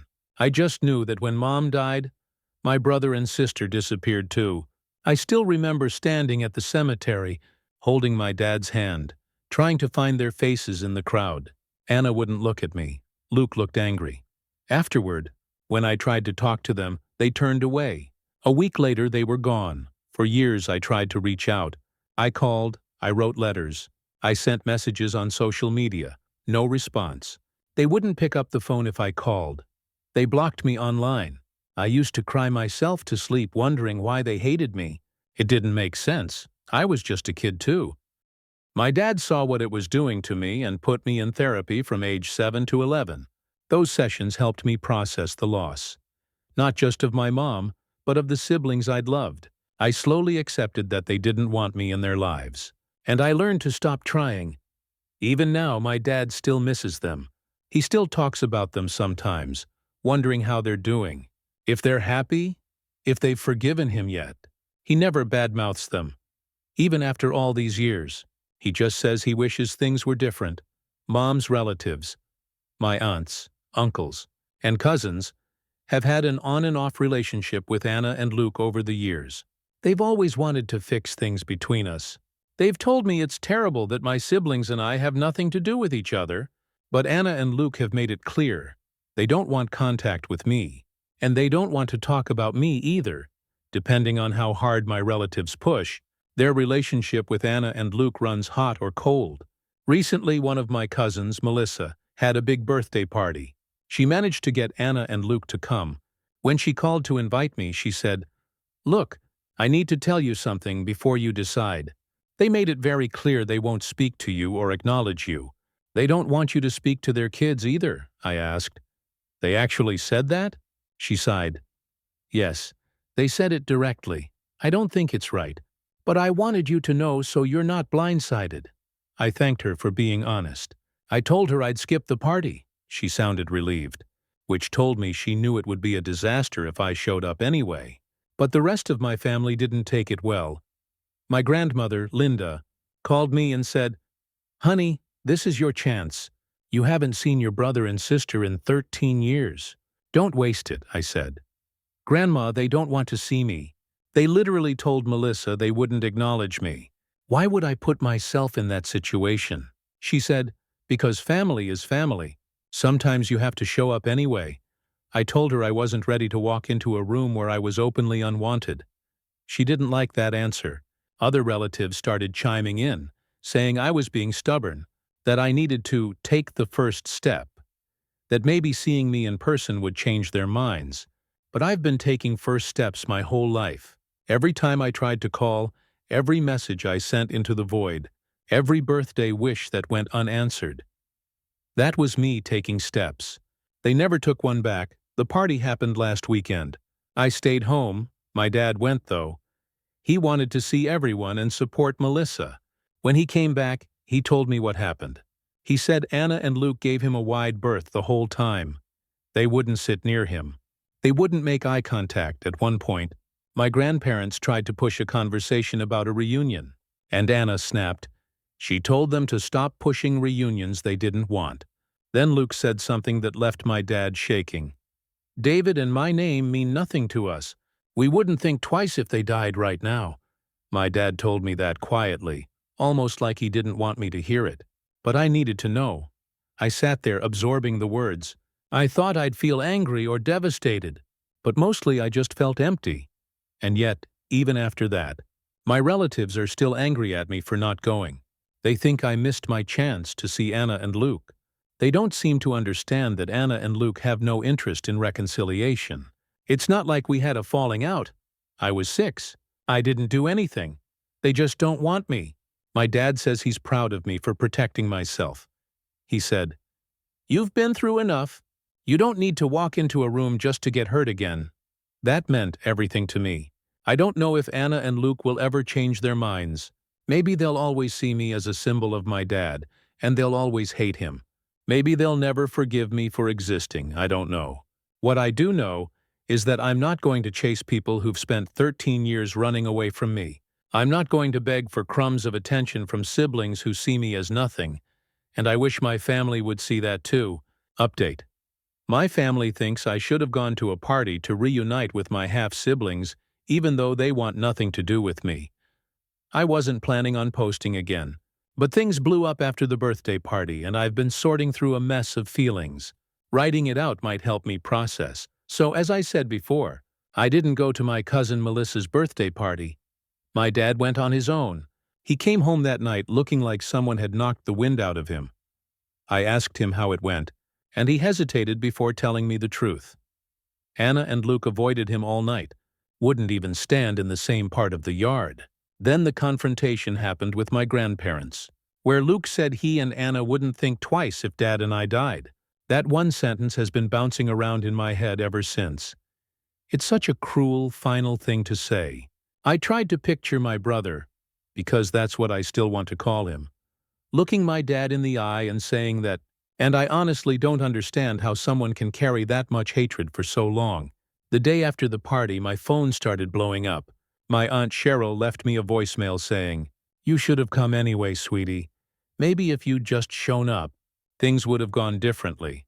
My Uncle Mike sent me a long text about how bridges don't rebuild themselves, and how sometimes you have to be the bigger person. My grandmother, Linda, called me in tears, saying, "All I wanted was one picture of all my grandkids together. Why couldn't you just do this for me?" It felt like the whole family was piling on, like I was the one ruining everything. I finally snapped and told them, "Did any of you actually listen to what Anna and Luke said? They don't want me there. They don't want contact. They literally said they wouldn't care if I died. And you think me showing up smiling is going to fix that? It would have made things worse." The silence on the other end of the phone was deafening. Meanwhile, my dad has been firmly on my side. He keeps saying, "You did the right thing, kiddo. Walking into that situation would have been walking into a trap." He's been carrying a lot of guilt, though, he admitted to me one night. "I keep wondering if there was something I could have done different all those years ago to make them accept me." I had to remind him that Anna and Luke made their own choices. He bent over backward to love them, and they shut the door. That's not on him. A few days later, Melissa called to check in. She said she felt guilty for even inviting me because she knew Anna and Luke weren't open to contact. I told her not to feel bad. I appreciated her honesty more than anything. She also told me the atmosphere at the party was tense, even without me there. Apparently, Anna wouldn't let her kids play near my grandparents because she was afraid they'd start talking about the other side of the family. That stung. Imagine hating your mom's second child so much that you won't even let your own kids near their grandparents in case someone mentions her name. The weirdest part of all this is that even after hearing how badly Anna and Luke behaved, parts of my family are still pushing me to be the peacemaker. My cousin Claire messaged me saying, "You can't give up. They're your blood." I wanted to scream. Blood doesn't mean much when the people sharing it want nothing to do with you. Therapy has been my saving grace. I booked a session after the party mess and told my therapist everything. about the guilt trips from relatives, about Luke's cruel words, about the emptiness I feel.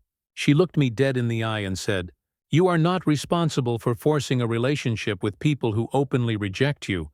Protecting yourself is not selfish. It's survival." That hit me hard, because deep down, I think I've always been waiting for Anna and Luke to come around. I've carried this tiny flame of hope that someday they'd see me as their little sister again. But hearing them talk about me like I don't matter, like I'm not even human, it forced me to finally accept that the reunion I imagined isn't coming. And as painful as that is, there's also a weird sense of relief in letting go. My dad and I had a long talk last night. He told me, "We can't control what they do, but we can control how we live. We've got each other. That's enough." He's right. For 13 years, it's been him and me against the world, and we've made it work. I don't know what the future holds. Maybe Anna and Luke will soften one day. Maybe they won't. But I'm done chasing after people who only see me as a reminder of something they hate. For now, I'm focusing on the people who do love me. My dad, my friends, the relatives who support me without conditions. That's where my energy belongs. And if my grandparents or anyone else can't understand why I stayed away from that party, that's their problem, not mine. Final update. My family thinks I should have gone to a party to reunite with my half-siblings, even though they want nothing to do with me. This will be my last post about Anna and Luke. I need to close this chapter for my own peace of mind. After my last update, things in my family stayed tense. The party had left everyone raw. My grandparents were upset. My aunts and uncles were divided. And I felt like I was carrying the blame for something I hadn't caused. A few days after the dust settled, my grandmother Linda called me again. She's always been the kind of woman who believes that if you just push hard enough, people will come around, she said. "Sweetheart, I know they said some awful things, but they're hurting too. You have to give them time," I finally told her. "Grandma, I've given them 13 years. 13 birthdays, 13 Christmases, 13 chances to answer a call. They don't want me. I can't keep breaking myself hoping they'll change," she cried, and said she understood. But I don't think she really does. Meanwhile, my dad has been a rock. He's angry at Anna and Luke, not because they don't want a relationship, but because of the cruelty in the way they've rejected me. He said, "It's one thing to keep distance. It's another to go out of your way to say you wouldn't care if your own sister died." Hearing him say that out loud made me realize how much pain he carries too. He loved those kids. He tried to be a father to them. And now he has to live with the fact that they despise him. Melissa, my cousin who hosted the party, reached out again. She apologized for how badly things blew up, but she also admitted something I didn't know. Apparently, Anna and Luke told her before the party that if I showed up, they'd leave immediately and never speak to her again.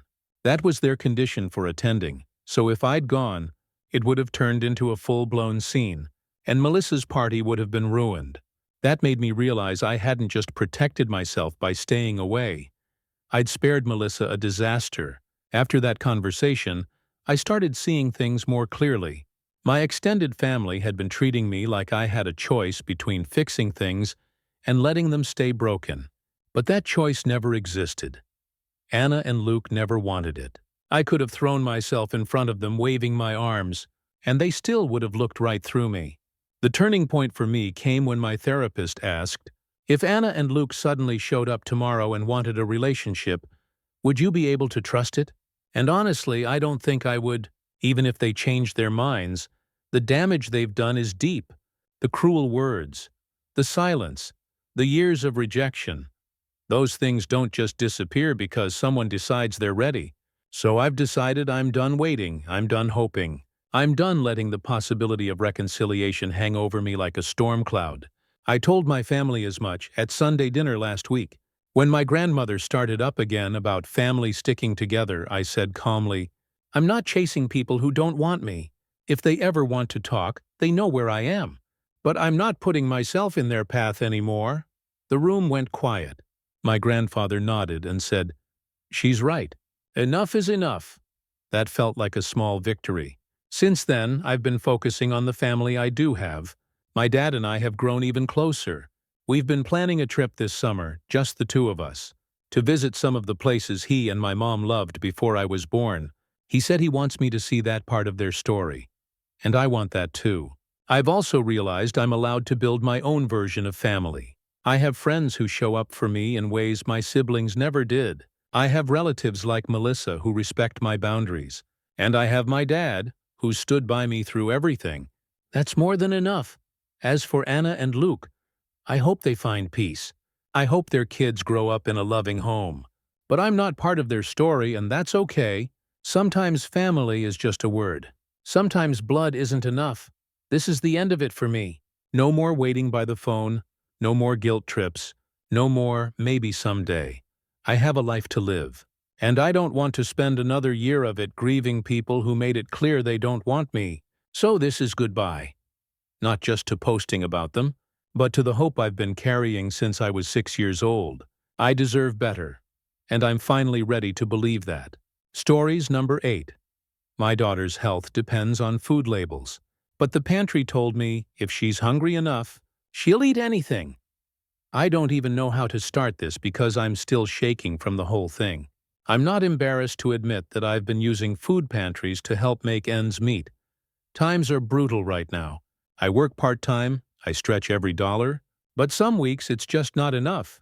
My small town only has 2 pantries. One of them, run by a church, only lets you come once a month. I had already gone earlier in September, so that option was off the table. The other one is downtown, smaller, but I'd heard mixed reviews. I decided to try it anyway because my daughter Emily needs food, and I will swallow any pride for her sake. When I got there, I signed in, waited in the line of people holding plastic bags and laundry baskets, and finally a woman named Carol handed me a cardboard box. It was filled with random cans with no labels, and Ziploc bags stuffed with loose pasta, unlabeled powders, and crumpled snack packs. I tried not to show my panic, but my heart sank. I politely asked, "Do you know what's in these? Or is there a list somewhere?" She didn't even look at me. She just said, "It's food." I swallowed my frustration. I know, and I'm grateful, but my daughter is diabetic. She needs to be careful with carbs and sodium. I just need to know what I'm giving her. Carol finally looked at me, rolled her eyes, and said the sentence that made my stomach drop. "If she's hungry enough, she'll eat anything." I froze. For a moment I thought maybe I misheard. But she turned away like the conversation was over. "Except Emily can't eat anything, she's only 14, and she has type 1 diabetes and hypertension. She's not being picky. She's literally fighting for her health. Too many carbs in one meal could mess with her blood sugar. Too much sodium could send her blood pressure into scary territory. She's not dramatic. She's not spoiled. She's a kid whose body doesn't play by the same rules as everyone else's." And then I noticed something else.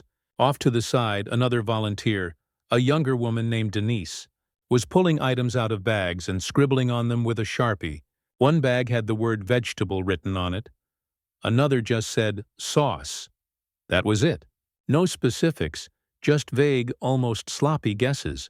She handed me a bag that looked like rice or barley, but it had a greasy smear across the plastic, and her writing on it said, "Grain?" With actual question marks. How am I supposed to feed my kid like that? How do I calculate insulin for grain? How do I track sodium when all it says is sauce? And what about people with allergies? What if someone has celiac and eats grain? That turns out to be wheat? What if it's peanut flour in a bag that just says powder? I didn't say any of this out loud because I've been on the receiving end of pantry workers' judgment before. Once, at the church pantry, another woman told me I couldn't take tampons because Emily is too young to need them. As if that's her business. I had to stand there in front of strangers and explain that Emily had her first period already, and I didn't appreciate being shamed for it. That was one of the most humiliating days of my life, and I should have learned then not to expect kindness, so instead, I just said thank you and carried my box outside. I sat in my car and cried because I felt like I was failing Emily. I kept looking at the cans, wondering if they'd make her sick. Wondering if I should risk it or just throw half of it away. I know food pantries do what they can, But when someone in charge tells me she'll eat if she's hungry enough, all I hear is, "Your daughter's life doesn't matter." Here's the truth that keeps me up at night. What happens if Emily eats the wrong thing, spikes too high, or crashes too low? What happens if she misses doses because the food doesn't match what her doctor prescribed? I've read horror stories of kids ending up in the ER, or worse. I'm not willing to gamble with her health, but what choice do I have? People online always say, "Just get government assistance," as if that's a magic fix. But we applied months ago and the process crawls at a snail's pace. And our healthcare system? Don't even get me started. Emily was diagnosed back in March, and she still hasn't had her Intro to Diabetes class because the clinic is booked until November. They gave us insulin, told us to be careful, and that was it. Every week I feel like I'm failing a crash course in medicine I never signed up for. I shared a bit of this in another forum, and strangers accused me of lying or being dramatic.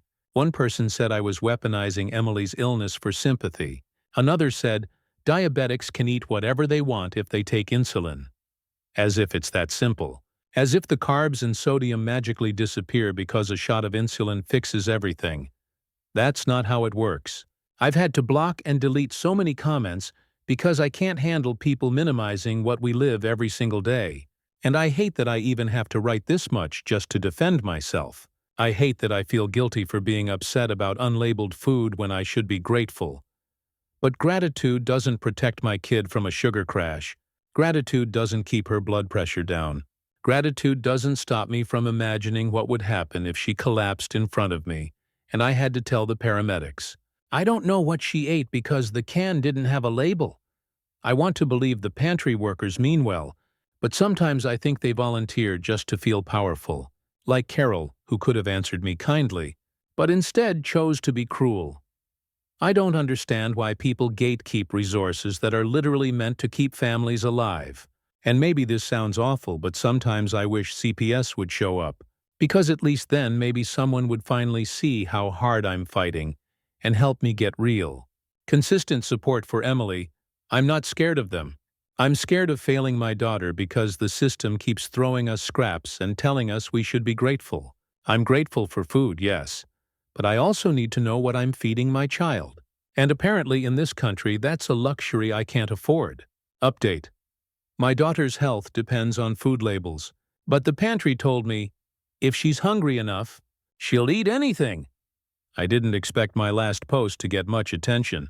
I mostly wrote it because I felt like I was drowning. And sometimes typing everything out helps me breathe.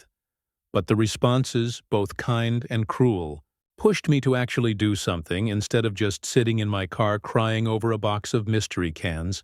So here's what's happened since first. I went through everything in that pantry box as carefully as I could. I set aside anything that was clearly unsafe for Emily. Things in bags that had no chance of being identified. Cans with no labels. Powders that looked suspicious. Out of the whole box, I kept about a third. Some of it I was able to identify by smell and texture. I can tell rice from barley or black beans from green beans, and I compared the rest to what I usually buy at Aldi. I don't feel good about it. But at least I knew enough to build a couple of meals that wouldn't throw Emily's blood sugar off the charts. The rest I left in a separate bag on my porch with a note that said, "Free if you can use it." It was gone in an hour. I can only hope it went to someone who didn't have the same restrictions we do. Second, I called the pantry. I spoke with the director, a man named Mike, who sounded exhausted before I even got 2 sentences in.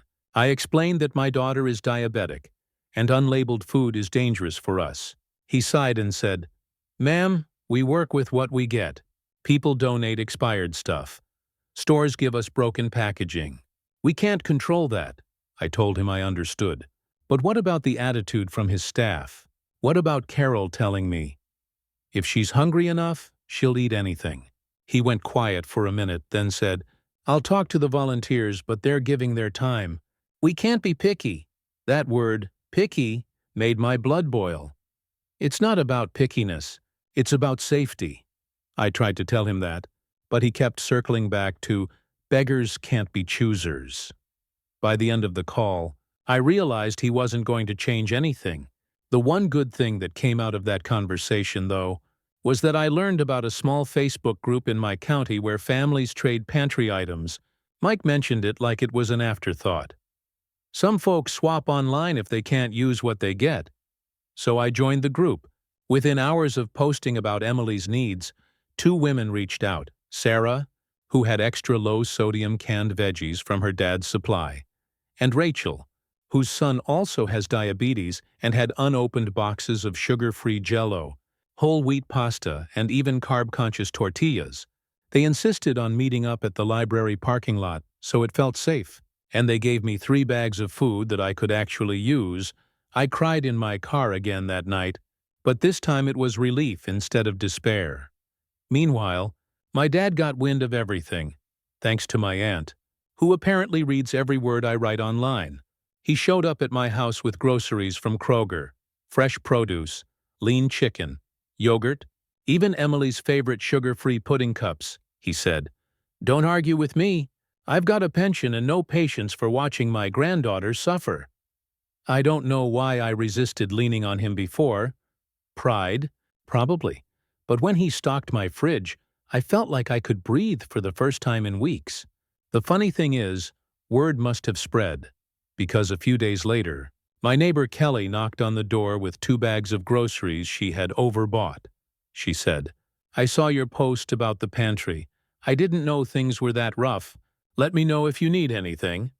I almost broke down right there, but instead I hugged her so hard she nearly dropped the eggs she was holding. As for Emily, she's been watching all this with a maturity I don't think I had at her age. She told me, "Mom, it's not your fault the world is broken." She's right, but hearing it from her made my chest hurt. She deserves better than a system that treats her life like a line item on a donation slip. And about CPS, no, they didn't show up, but honestly, I wouldn't have been upset if they had. The system is failing kids like mine, and sometimes outside intervention is the only way things actually move. I hate that I even think that way. But here we are. For now, things are a little better. I still don't trust the second pantry, and I won't be going back unless I have absolutely no choice. The church pantry is far from perfect, but at least they label things properly. And now that I've got Sarah, Rachel, and the Facebook group, I feel less alone. I don't know what the long term looks like. We're still waiting on Emily's official diabetes class, still scraping by paycheck to paycheck, still patching together meals from whatever we can get. But I've learned 2 things. There are cruel people who will see you struggling and make you feel smaller. There are also kind people who will quietly show up with a bag of groceries and remind you that humanity isn't lost. I'm holding on to the second one because that's the only way I'm getting through this. Final update. My daughter's health depends on food labels, but the pantry told me, if she's hungry enough, she'll eat anything. It's been a few months since I wrote about the pantry and the unlabeled food. I didn't plan to post again, but I've gotten messages asking for an update, and I think I owe it to myself to close this out. The short version: things aren't perfect, but they're better. The long version: life has shifted in ways I didn't expect. The first big change was Emily finally getting into her diabetes education program. We waited over half a year for that appointment. And when the day finally came, I was nervous, half expecting more bureaucracy and indifference. But the nurse educator, a woman named Allison, treated us like human beings. She explained things in plain English, showed Emily how to carb count with confidence, gave us printouts, meal ideas, and even linked us to a community grant that covers part of the cost of glucose sensors. I walked out of that clinic feeling like a 50-pound weight had been lifted off my chest. Emily has taken to the education like a pro. She tracks her numbers, measures her food, and even reminds me when I forget little details. She's 14, but she's handling something most adults would struggle with. Watching her own her health has been both heartbreaking and inspiring. I wish she didn't have to be this strong, but I'm so proud that she is. Financially, we're still tight. But my hours at work finally increased after my manager quit, and I stepped up to cover more shifts. It's not glamorous, but it's steadier. Between that and some help from my dad, I've been able to reduce how often we rely on pantries. When we do, I've stuck to the church one because, despite their quirks, at least the food is labeled. And through the Facebook swap group, I've built up a little circle of people who understand. Rachel, the mom whose son has diabetes, has become a real friend. We trade recipes and vent about insurance red tape. Sometimes just having someone who gets it is more valuable than any donation box. As for the second pantry, the one where Carol told me, if she's hungry enough, she'll eat anything, I never went back. I heard from another mom that she stopped volunteering after a few complaints, though I don't know if that's true. Honestly, I don't care anymore. Whether she's still there or not, I know where I stand. I will not subject myself or my daughter to people who treat dignity like an optional add-on. The real shift, though, has been inside me. For years I've carried this crushing guilt, convinced that if I just worked harder, stretched farther, swallowed more pride, Emily wouldn't have to struggle, but this whole ordeal has forced me to accept that some things are bigger than me. The system is broken. Healthcare is broken. Food access is broken. None of that is my fault. My job is to fight for Emily inside of it, not to destroy myself trying to patch holes I didn't make. I won't lie. There are still bad nights. Nights where the fridge looks too empty, or where Emily's numbers swing and I sit up watching her breathe because I'm scared. But there are also good nights now. Nights where she makes her own dinner and nails the carb count. Nights where my dad comes over with steaks and we laugh around the table. Nights where I realize that we are surviving, and not just barely. But with resilience, I've also noticed a change in Emily. She doesn't talk about food pantries with shame in her voice anymore. She knows now that she's not a burden or a problem. She's just a kid navigating a tough hand. She said to me the other day, "Mom, people think we're weak because we need help. But I think it makes us stronger." I wanted to bottle that moment forever. So this is my last update. Not because everything is magically fixed, but because I don't want this chapter to define me anymore. Yes, we'll still struggle sometimes. Yes, I'll still have to fight with insurance and stretch paychecks.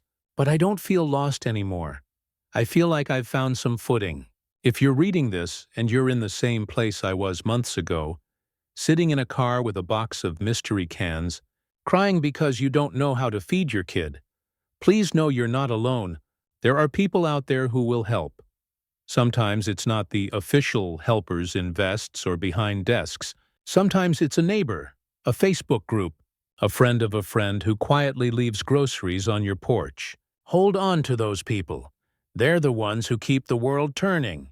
As for me and Emily, we're okay. Not perfect, not carefree, but okay. And for the first time in a long time, I believe that's enough. Stories number 9. My brother's transition changed my family forever, and I hate myself for wishing it never happened. I don't know how to start this without sounding cruel. I'm 22 and my older brother, Daniel, is 27. When I was little, he was my hero. He taught me how to ride a bike. He sneaked me snacks when my mom said no. He defended me from bullies at the bus stop. I adored him. He was everything I wanted to be when I grew up. When I was around 14, Daniel came out as transgender. He told us he was a man, that he'd always felt this way, and that he couldn't keep living a lie. At first I didn't really understand. I thought maybe it was like a phase. Like when my best friend dyed her hair neon green and insisted everyone call her Blade for a year. But Daniel was serious. He changed his name legally. He started testosterone. He had surgery. My parents, Richard and Susan, were supportive in theory. But in practice it broke something in our family. I remember the first dinner after he told us. Mom was trying to smile, but she kept crying into her napkin. Dad just sat there quiet, his jaw tight. I was caught between them and Daniel, who looked both relieved and terrified. That's kind of how it's been ever since. Everyone tense. Everyone pretending. Nobody actually okay. At first, I tried to be supportive. I corrected people when they misgendered him. I defended him to relatives. I told myself I was being a good sister. But over time, the weight of it all started to eat at me. Holidays were tense because my grandparents refused to call him Daniel. Family photos became awkward, like we were performing for some invisible audience. When we went out in public, I could feel people staring. And when I was in high school, it bled into my own life, friends whispered. Kids asked invasive questions. Teachers looked at me with pity. The worst part was watching my mom. She tried so hard to accept Daniel, but I could see her grieving. She'd flip through old photo albums late at night when she thought nobody was watching. Once I heard her whisper, "I miss my daughter," and it gutted me. Dad, on the other hand, became distant. He and Daniel barely talk now. It's like he doesn't know how to be around him. He loves him, I think, but he also resents him. And me, I've been carrying this awful, ugly secret. Sometimes I wish Daniel never transitioned. Not because I hate him, not because I don't want him to be happy, but because of how much it's cost all of us. I miss when he was just my big sister. I miss when my family felt whole. I miss not feeling like everything revolves around this one thing. Daniel seems happier now, or at least more comfortable in his skin. He has a steady job, a girlfriend named Jessica who adores him, and friends who support him. He talks about his future with excitement, which I know is a good thing, but every time I see him, I feel this split inside me. One part of me is glad he's okay, and the other part is screaming that I want things to go back to the way they were. I hate myself for it. I feel like a monster. I know being trans isn't a choice. I know he didn't do this to hurt us. I know my feelings are selfish. But sometimes selfish thoughts just happen. Like when I see my mom crying after family gatherings, or when Dad stays late at work to avoid coming home, or when I look at old pictures of us at the lake. Him with long hair, holding my hand, smiling at me like I was his favorite person in the world. I want that person back, even though I know he was never truly happy then. We had a blow-up a few weeks ago. Daniel came over for dinner and Grandma refused to use his name again. He snapped, told her to stop or he'd never speak to her again. She burst into tears. Dad yelled at Daniel for disrespecting his elders. Mom tried to mediate and I lost it, I shouted. Why does everything always have to be about you? The room went silent. Daniel looked like I'd punched him. He left without saying another word. Mom followed him out crying. Dad muttered something about, "This is what happens when you cater to nonsense." And I just sat there shaking. He hasn't texted me since. Jessica messaged me once saying he needs space. I can't stop replaying the look on his face when I said those words. I didn't mean them, not really, or maybe I did. And that's what scares me. I lie awake at night wondering if I've lost him for good. And then the guilt hits. He didn't ask for any of this. He's just trying to live honestly. And here I am wishing things had stayed the same for my own comfort. What kind of sister does that make me? I don't talk about this in real life because I know what people would say. If I confided in friends, they'd call me transphobic. If I told my parents, Mom would break, Dad would probably agree, and it would just make everything worse. So I carry it quietly. I put on a supportive face when people are around. And then I go home and cry because I miss the sibling I used to have. I don't know if I'll ever say this out loud to him. Maybe it's better if I don't. Maybe some feelings are too selfish to share. But writing it here is the only way I can let it out. I love my brother. I really do. I just wish love didn't feel this complicated. It's been about a month since I wrote my original post, and I figured I'd give an update because so much has happened, and I feel like my head is still spinning. After that dinner blow-up, Daniel didn't talk to me for 2 weeks. Radio silence, no texts, no calls. I kept thinking about the look on his face when I yelled at him, and every day that passed made the pit in my stomach bigger. I wanted to reach out, but I also didn't want to push him further away. Finally, Jessica texted me again and said that Daniel was willing to meet up with me one-on-one if I wanted. I agreed immediately, even though I was terrified. We ended up meeting at this little diner we used to go to as kids with our parents. It felt so weird sitting across from him, like we were strangers trying to pretend we weren't. At first it was just small talk, how school is going for me, his job, Jessica, nothing heavy. Then he just looked at me and asked, "Did you mean it?" And I swear my heart dropped into my stomach. I told him I didn't mean it the way it sounded, that I was angry and overwhelmed and I lashed out, but I also admitted that sometimes I feel like everything in our family revolves around him. and that I miss how things used to be. I told him I know it's selfish, and I hate myself for feeling that way, but I can't pretend those feelings don't exist. He was quiet for a while, then he told me that ever since he came out, he's felt like he ruined everyone's lives, that he knows Mom grieves, that Dad resents him, that holidays are tense. He said he thought I was the one person who still saw him as just him, and hearing me explode like that felt like confirmation of his worst fears. That broke me. I started crying right there in the booth, telling him I didn't want to lose him and that I love him no matter what. We talked for almost 3 hours. It wasn't some magical fix. We didn't walk out of there holding hands like everything was perfect, but for the first time in a long time we were honest with each other. He told me he doesn't expect me to never feel conflicted, but he needs to know I'm in his corner. Even when it's hard, I told him I'll try, and I meant it. Meanwhile, things with the rest of the family are still rough. My mom is caught in the middle constantly. She told me privately that she sometimes wishes Daniel had waited until he was older to transition because she wasn't ready to lose her daughter yet. But then she feels guilty for even thinking that, and she cries about being a bad mom. My dad barely engages at all. He just shuts down or changes the subject. At this point, I think he's decided the best way to handle things is by pretending nothing's happening, which obviously doesn't work. The worst blow-up happened at my cousin's baby shower last weekend. My grandparents refused to use Daniel's name again, and Jessica finally lost her patience and called them bigots. It turned into a screaming match. People left early, and my mom was so stressed she had a panic attack when we got home. I ended up driving her to urgent care because she thought she was having a heart attack. She's okay, but the doctor told her she needs to manage her stress better. All of this makes me realize how much we've all been bleeding from the same wound for years. But instead of trying to heal it, we've just been picking at the scab over and over. Everyone's hurting, but nobody knows how to talk about it without making it worse. On a personal level, I've started seeing a therapist at my university's counseling center.